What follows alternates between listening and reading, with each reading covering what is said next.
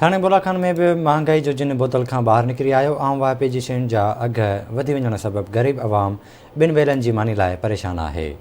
तफ़सील ॿुधाए रहियो आहे शहबाज़ उमरान। थाणे बुलाखान में भी महंगाई जो जिन बोतल मां ॿाहिरि निकिरी आयो आहे। रोज़मर्रा जी शयुनि जा अघ आसमान सां ॻाल्हियूं करे रहिया आहिनि, जंहिं करे ग़रीब आवाम जा ॿई हथ मथे ते अची विया आहिनि। थाणो बुलाखान में अटो, घी, गोश्त, मुर्गी, मच्छी, फ्रूट ऐं सब्जी समेत रोज़मर्रा जी शयुनि जा अघ वधी विया आहिनि। उन सिलसिले में थाणो बुलाखान जे समाजी अॻवाननि, शहरीन ऐं वापारीनि पंहिंजा वीचार आवाज़ टीवी न्यूज़ सां कुझु हिन रीति वंडिया आहिनि। माण्हू परेशान आहिनि महंगाई जे करे।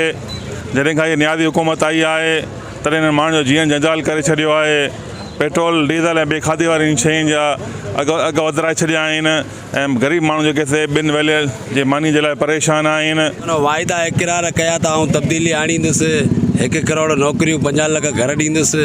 हू पंहिंजे वाइदे ते बिल्कुलु जेको त माना आवाम जे अॻियां कूड़ो निकितो आहे। रोज़मर्रा जूं शयूं आहिनि, तेल, घी है, खंड है, खीर है, चांवर है, हर शइ महांगी लगी पई है। गवर्नमेंट के असांजे हिसाब सां गरीब माण्हू मिसकिन उन मजे न महंगाई थी हुई है, न अटो तो मिले, न खंड थी मिले, न चांहि थी मिले। 300 रुपए तारीख़ वारो माण्हू हाणे छा थो वठी सघे। असां सभु ज़िंदगी में तंग थी पिया आहियूं महांगाई करे।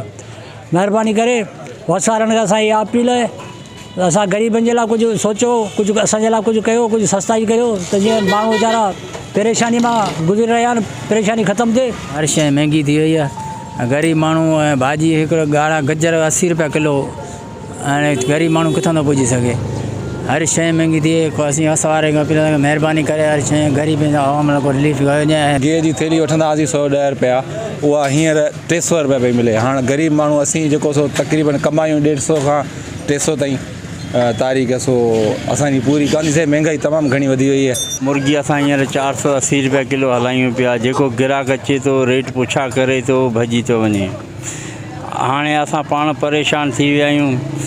मथां खां ई मुर्गी महांगी थी वई आहे। थाणो बुलाखान वासियुनि चयो त इमरान ख़ान आवाम सां जेके बि वाइदा कया हुआ उहे सभु कूड़ा वाइदा हुआ। मुल्क में वधंदड़ महांगाई ग़रीब आवाम जी चेल चुभी करे छॾी आहे। कैमरा टीम सां गॾु शहबाज़ उमरानी, आवाज़ टीवी न्यूज़, थाणो बुलाखान।